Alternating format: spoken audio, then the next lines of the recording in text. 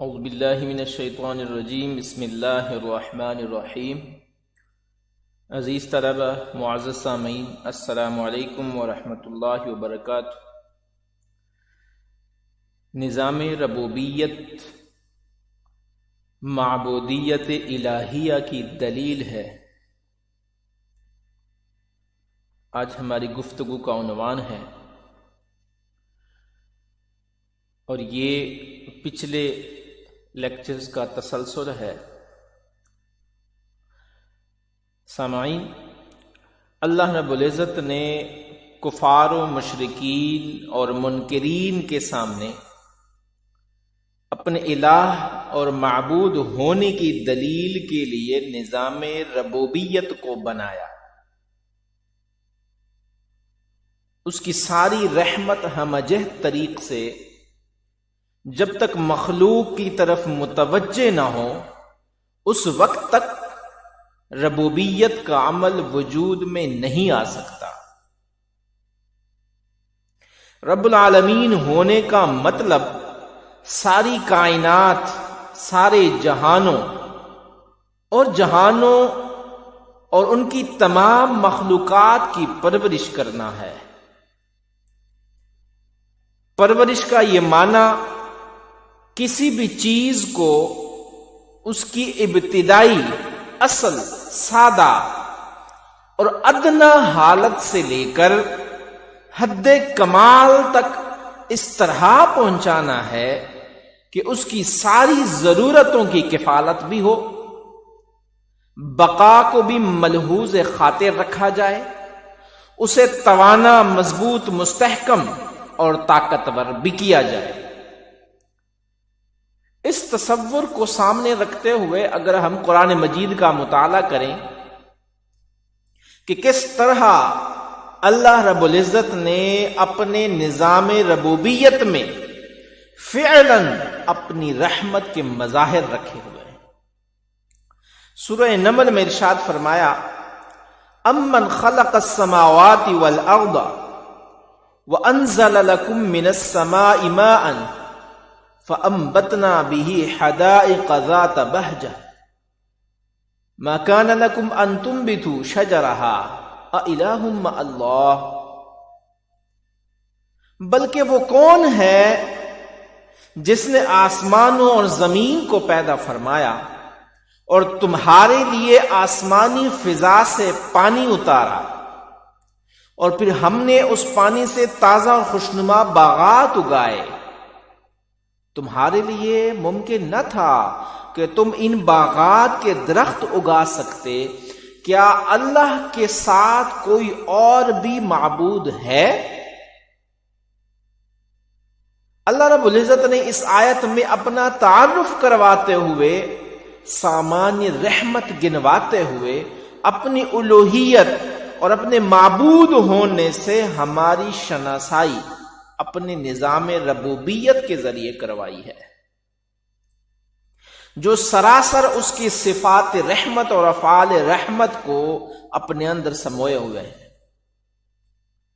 اللہ رب العزت نے آسمان سے بارش ہونے، زمین سے فصل، پھل اور باغات کے اگنے کا ذکر کر کے اپنے نظام ربوبیت کی طرف اشارہ کیا، اور پھر اسی نظام ربوبیت کو دلیل بنا کر فرمایا، اِلٰہٌ مع اللہ، کیا اللہ کے ساتھ کوئی اور بھی معبود ہے، یا وہی خدا ہے جس نے یہ سب کچھ تمہارے لیے پیدا فرمایا ہے۔ اسی طرح سورہ نمل کی ایک اور آیت مبارکہ ہے، امن جعل الارض قرارا وجعل خلالها انہارا وجعل لها رواسیا وجعل بین البحرین حاجزا اِلٰہٌ مع اللہ، بلکہ وہ کون ہے جس نے زمین کو قرارگاہ بنایا، اس کے درمیان نہریں بنائیں اور اس کے لیے بھاری پہاڑ بنائے، اور دو سمندروں کے درمیان آڑ بنائی، کیا اللہ کے ساتھ کوئی اور معبود بھی ہے؟ اللہ رب العزت نے اس آیت کریمہ میں بھی اپنے نظام ربوبیت کی ایک اور نشانی زمین کو صرف قیام گاہ قرار نہیں دیا بلکہ جائے قرار فرمایا ہے، یعنی ٹھہرنے کی ایک ایسی جگہ جہاں سکون و قرار بھی موجود ہے۔ قیام گاہ اگر تنگ جگہ ہو، پریشان کرنے والی جگہ ہو تو اسے قرارن نہیں کہہ سکتے بلکہ قیامن کہا جاتا ہے۔ اللہ رب العزت کی رحمت کا عالم یہ ہے کہ اس نے زمین میں ہمارے لیے قیام بھی بنایا اور اس میں استقرار بھی بنایا۔ اس ماحول میں ہمیں وہ اسباب بھی فراہم کیے جو ہماری بقائے حیات کی ضمانت فراہم کر سکے۔ آیت کریمہ میں زمین پر بھاری پہاڑوں کے نصب کرنے اور دریاؤں کے سنگم پر ان کے درمیان ایک لطیف حجاب کے قائم کرنے کا ذکر بھی دراصل رحمت ہی کا تذکرہ ہے۔ دراصل ان تمام انعامات و نوازشات اور اپنے نظام ربوبیت میں کار فرما رحمت کے مظاہر بیان کر کے اللہ تعالی نے اپنی معبودیت کی طرف متوجہ کیا کہ کیا اس اللہ کے سوا اور بھی کوئی معبود ہو سکتا ہے جو تمہیں بے خوف کرنے اور سکون عطا کرنے کے لیے تم پر اتنے بے پایہ رحمتیں کر رہا ہے۔ اسی طرح سورہ نمل کی ایک اور آیت مبارکہ ہے، اس میں بھی اللہ تعالی نے اپنی انعامات کا ذکر فرماتے ہوئے آخر میں پھر یہی سوال دہرایا ہے، اِلَٰهُ مَعَ اللَّهِ، کہ بے قرار شخص کی دعا اللہ تعالیٰ قبول فرماتا ہے جب وہ اسے پکارے اور تکلیف دور فرماتا ہے اور تمہیں زمین میں پہلے لوگوں کا وارث و جانشین بناتا ہے، تو کیا اللہ کے ساتھ کوئی اور معبود ہے؟ پھر اللہ تعالیٰ نے دوبارہ ارشاد فرمایا، تم لوگ بہت ہی کم نصیحت قبول کرتے ہو، بلکہ وہ کون ہے جو تمہیں خشک و تر کی تاریکیوں میں راستہ دکھاتا ہے، ہواؤں کو اپنی رحمت سے پہلے خوشخبری بنا کر بھیجتا ہے، تو کیا اللہ کے ساتھ کوئی اور بھی معبود ہے؟ ان آیات مبارکہ میں اللہ تعالیٰ اس کے نظام ربوبیت کی واضح علامات کو بیان فرما رہا ہے، اور ان علامات سے رحمت و شفقت ہی آیا ہے۔ پھر رحمت بھرے اس نظام ربوبیت کو اپنی معبودیت کی دلیل کے طور پر بھی بیان فرمایا، جیسا کہ سورہ نوح میں اللہ تعالیٰ نے ارشاد فرمایا، وَجَعَلَ الْقَمَرَ فِيهِنَّ نُورًا وَجَعَلَ الشَّمْسَ سِرَاجًا وَاللَّهُ أَنبَتَكُم مِّنَ الْأَرْضِ نَبَاتًا ثُمَّ يُعِيدُكُم فِيهَا وَيُخْرِجُكُم إِخْرَاجًا وَاللَّهُ جَعَلَ لَكُمُ الْأَرْضَ بِسَاطًا لِتَسْلُكُوا مِنْهَا سُبُلًا فِجَاجًا، اور اس نے ان میں چاند کو روشن کیا اور اس نے سورج کو چراغ یعنی روشنی اور حرارت کا منبع بنایا، اور اللہ نے تمہیں زمین سے سبزے کے مانند اگایا، پھر تم کو اسی زمین میں لوٹا دے گا اور پھر تم کو اسی سے دوبارہ باہر بھی نکالے گا، اور اللہ نے تمہارے لیے زمین کو فرش بنایا تاکہ تم اس کے کشادہ راستوں میں چلو پھرو۔ اللہ تعالیٰ نے ان آیات کریمہ میں چاند اور سورج کی روشنی میں اپنی رحمت ظاہر کرنے کے ذکر کے بعد زمین سے ایک خاص انداز کے ساتھ انسان کی تخلیق و نشوونما اور زمین ہی سے اس کے لیے غذا کے اہتمام کا ذکر فرمایا ہے۔ زمین کے ساتھ انسان کے تعلق کو جوڑنے کی وجہ اللہ رب العزت کے اسی نظام ربوبیت میں کارفرما رحمت ہے جسے وہ اپنی معبودیت کے دلیل کے طور پہ بیان فرما رہا ہے۔ یعنی انسان جب اس دنیا میں قیام کا زمانہ ختم کرنے کے بعد اسی زمین میں دفنا دیا جائے گا تو وہ زمین کے ساتھ ایک موانست اور طبعی موافقت رکھتا ہوگا، کیونکہ دنیاوی زندگی میں اسی زمین سے اس کے لیے سامان حیات، پھل، سبزیاں اور اناج کی شکل میں پیدا کیا جاتا ہے۔ لہذا وہ زمین سے وحشت اور اجنبیت محسوس نہیں کرے گا، اس لیے کہ وہ سمجھتا ہوگا کہ یہ وہ زمین ہے جس سے میں نکلا تھا اور اسی سے میری ساری ضروریات زندگی کی کفالت ہوتی تھی، لہذا آج میں اسی زمین کے گود میں لٹا دیا گیا ہوں۔ انسان کی وحشت اور اجنبیت کو ختم کرنا بھی اللہ رب العزت کی رحمت کا اظہار ہے جو اپنے نظام ربوبیت کے ذریعے واضح فرما رہا ہے۔ سورہ عبس میں ارشاد فرمایا فَلْيَنظُرِ الْإِنسَانُ إِلَىٰ طَعَامِهِ أَنَّا صَبَبْنَا الْمَاءَ صَبًّا، پس انسان کو چاہیے کہ اپنی غذا کی طرف دیکھے اور غور کرے، بے شک ہم نے خوب زور سے پانی برسایا۔ پانی کے ذریعے پیاس کے بجھنے، ٹھنڈک، صفائی، لطافت، پاکیزگی کے تاثرات ابھرتے ہیں۔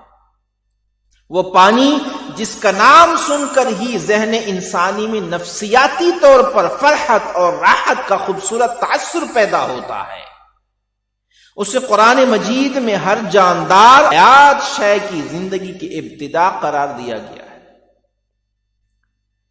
وَجَعَلْنَا مِنَ الْمَاءِ كُلَّ شَيْءٍ حَيٍّ، اور ہم نے زمین پر پیکر حیات کی زندگی کے نمود پانی سے کی ہے۔ ان آیات میں یہ بتانا مقصود ہے کہ جس چیز کا نام یا جس کے تصور سے انسان کے قلب و باطن میں امن و سکون کا تاثر ابھرتا ہے، اسی چیز کو انسانی زندگی کا مبدا بنایا گیا ہے۔ گویا پانی اللہ رب العزت کے نظام ربوبیت کا ایک عظیم شاہکار ہے جس کے بغیر زندگی کا تصور ناممکن ہے۔ اس شاہکار سے انسانوں کے لیے رحمت، شفقت کے چشمے پھوٹتے نظر آتے ہیں۔ ایک اور مقام پہ ارشاد فرمایا ثم شققنا الارض شقا فانبتنا فيها حبا وعنبا وقضبا وزيتونا ونخلا وحدائق غلبا وفاكهة وابا متاعا لكم ولانعامكم، یعنی پھر ہم نے زمین کو پھاڑ کے چھیل ڈالا، پھر ہم نے اس میں اناج اگایا اور انگور اور ترکاری، زیتون اور کھجور، گھنے گھنے باغات، پھل، میوے اور جانوروں کا چارہ، خود تمہارے اور تمہارے مویشیوں کے لیے متاع زندگی ہے۔ یعنی اللہ رب العزت نے بھلا یہ نعمتیں کیوں عطا فرمائی ہیں انسان کو؟ اس لیے کہ انسان جدھر بھی نگاہ اٹھائے تو اس طرف